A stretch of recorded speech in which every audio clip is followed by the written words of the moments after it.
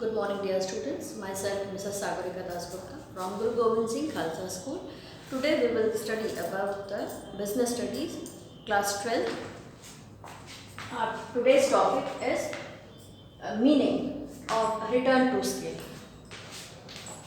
It is a long-term concept, and in the long run, all factors of production, either it is fixed as well as variable factors, are varied. In simple words, we can say that if all the factors of production are increased in the same proportion and as a result there is a change in output, it is known as return to scale.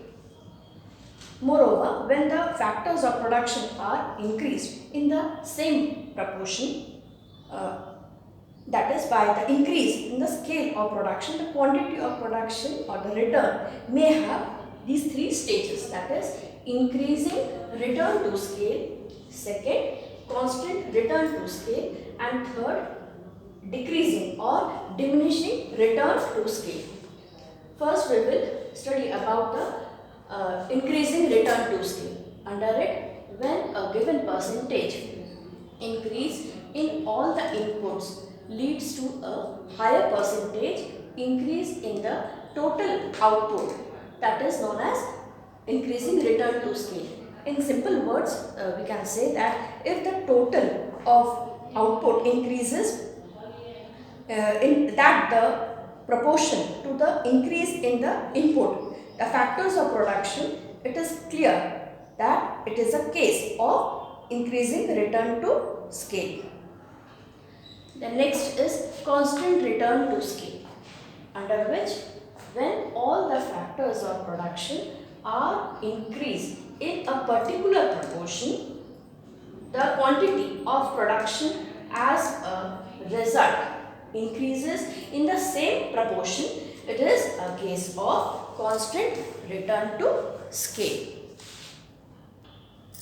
Now we will learn about the diminishing return to scale, under which when all the factors of production are increased in a particular proportion, the quantity of production as a result may increase less than proportion increase in the factors of production is known as diminishing return to scale.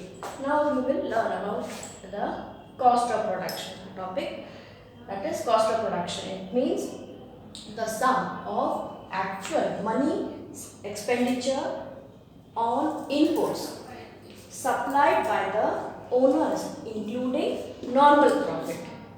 In other words, we can say that it is the aggregate money spent on the cost of production used in the production of a commodity represents the money, that is cost of production. For example, expenditure on wages, salary, raw materials, power, light, insurance, transport, advertisement, machinery, equipments, etc.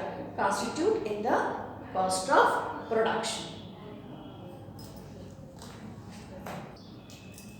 Then we will learn about the classification of cost of production, under which we will learn about the total cost.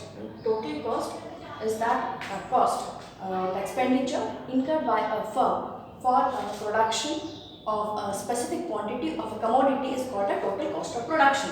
Again, it has been classified under two types, that is fixed or supplementary cost, and second is variable cost or prime cost. So under the first is the fixed cost or the supplementary cost. It is also known as the supplementary cost. Fixed cost does not change with the level of production.